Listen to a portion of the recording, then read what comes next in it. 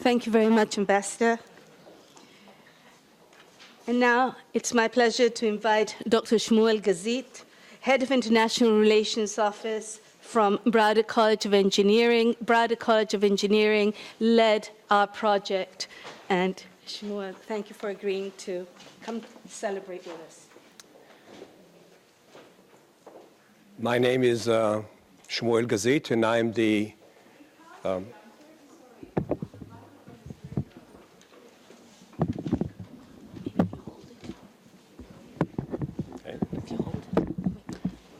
Can you hear me now? Okay, good. My name is Shmuel Gazit, and I am a faculty member at the Braude College of Engineering. And I'm also on another hat, the director of IRO of Braude College. I first want to congratulate the team of ECOSTAR for their wonderful work, and especially I'm proud to thank Linda for her great work and leading this project to its end. Thank you very much.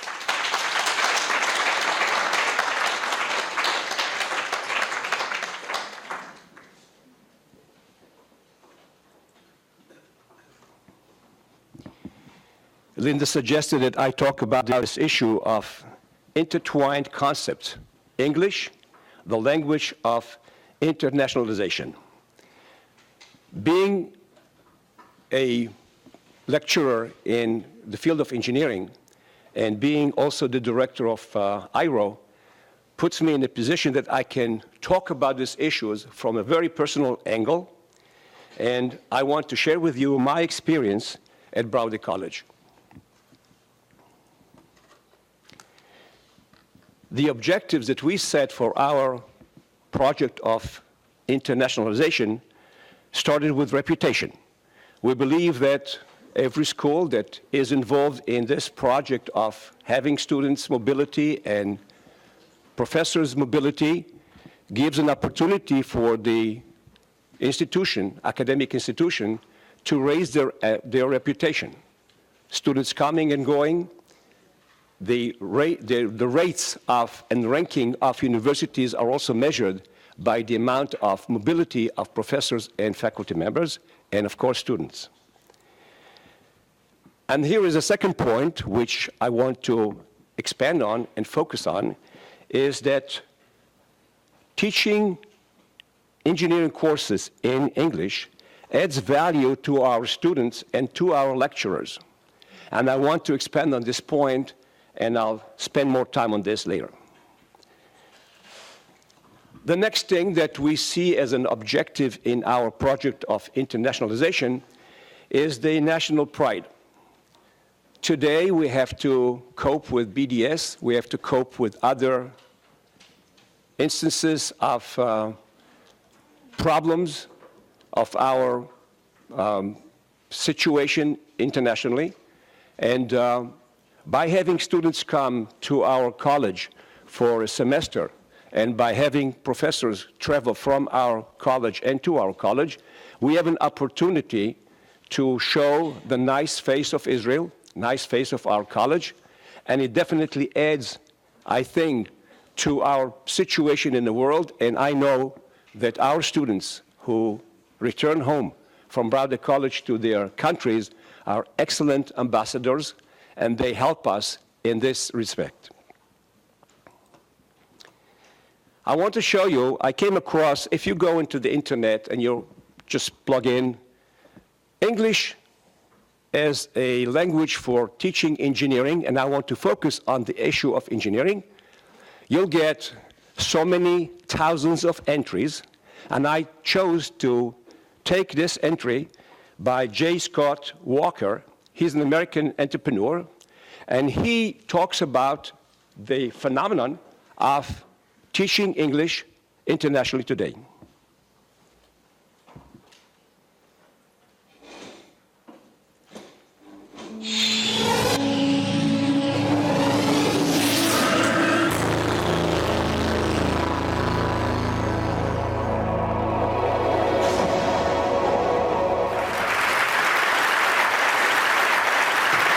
let's talk about manias.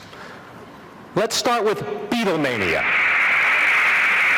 Hysterical teenagers, crying, screaming, pandemonium. Sports mania, deafening crowds, all for one idea: get the ball in the net. Okay, religious mania. There's rapture, there's weeping, there's visions. Manias can be good, manias can be alarming, or manias can be deadly. The world has a new mania, a mania for learning English.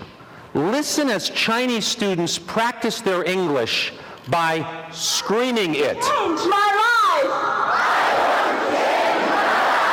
I don't want to let my parents down! I don't ever want to let my country down! Most importantly, I don't want to let myself down!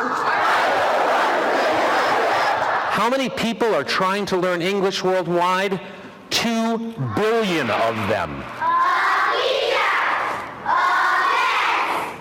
In Latin America, in India, in Southeast Asia, and most of all in China.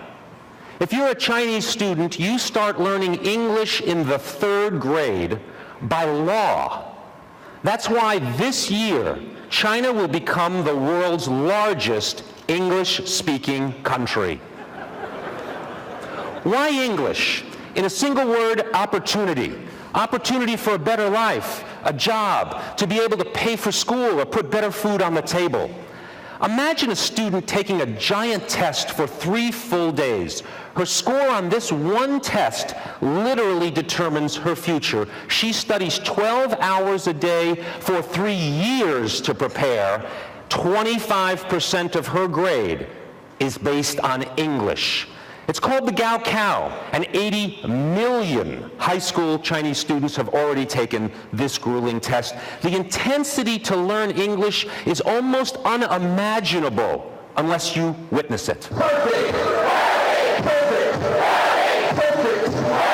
I want to speak perfect English. I want to speak perfect English. I want to change my life. So is English mania good or bad? Is English a tsunami washing away other languages? Not likely. English is the world's 2nd language. Your native language is your life, but with English you can become part of a wider conversation, a global conversation about global problems, like climate change or poverty or hunger or disease. The world has other universal languages. Mathematics is the language of science. Music is the language of emotions. And now English is becoming the language of problem solving, not because America is pushing it, but because the world is pulling it. So English mania is a turning point. Like the harnessing of electricity in our cities or the fall of the Berlin Wall, English represents hope for a better future. A future where the world has a common language to solve its common problems. Thank you very much.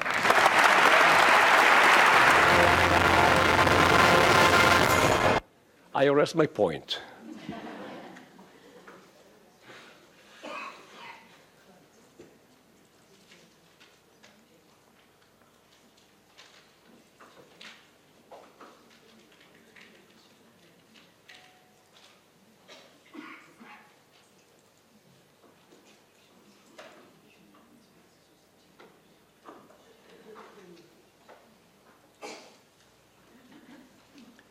Well, this was Jay. He's an American, and he's biased, of course. But he's not alone. If you go further on into the internet and you search for other people and how they advocate teaching English. And I looked specifically at people who teach English in engineering, which is my field. And I found plenty of evidence of people who say very clearly, this is a professor from India, talking about the demand for teaching English is growing, and especially for quality English. He's talking about the need of communication in English everywhere. It's just parts of his article that he wrote in a magazine 2 years ago. He talks about advantages of people in the workplace. He's talking about, you mentioned, lingua franca. This is the language of connecting people in the field of engineering. He talked about sustaining a person's position in the corporate world of engineering.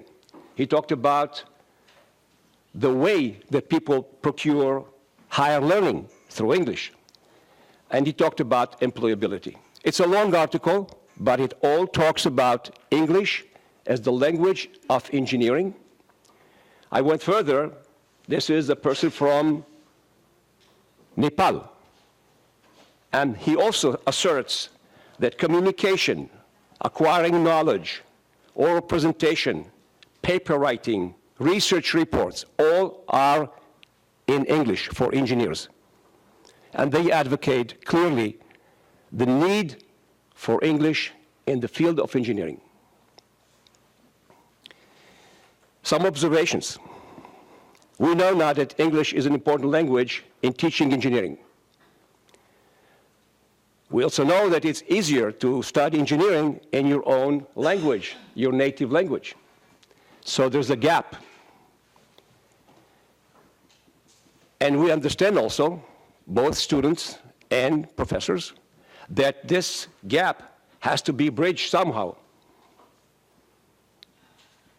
So we find a situation where we all understand that English is an important language in teaching engineering, on one hand, but also it is not easy, because studying engineering by itself is difficult, and when you add another element of English, it becomes even more difficult. But everyone understands that it's important to do it.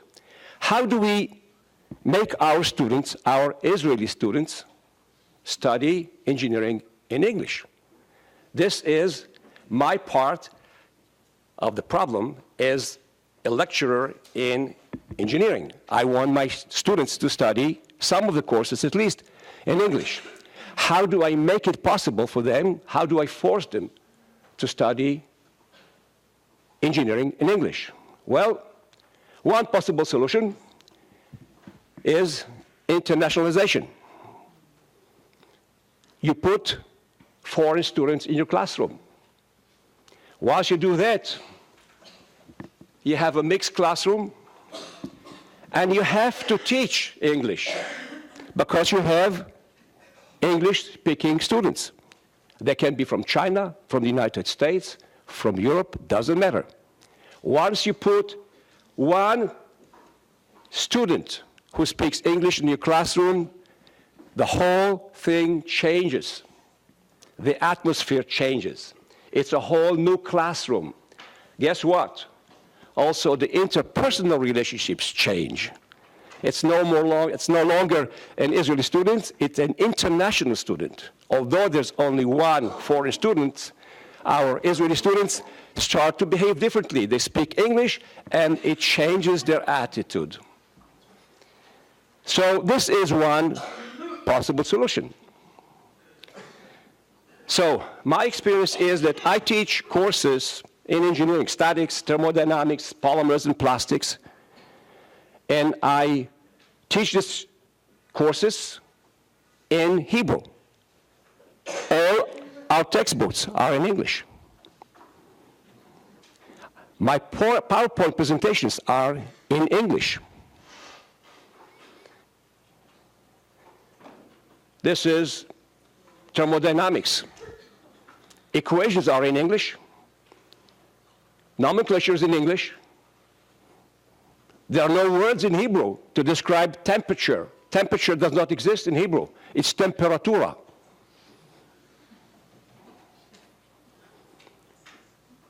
statics, frames, structures,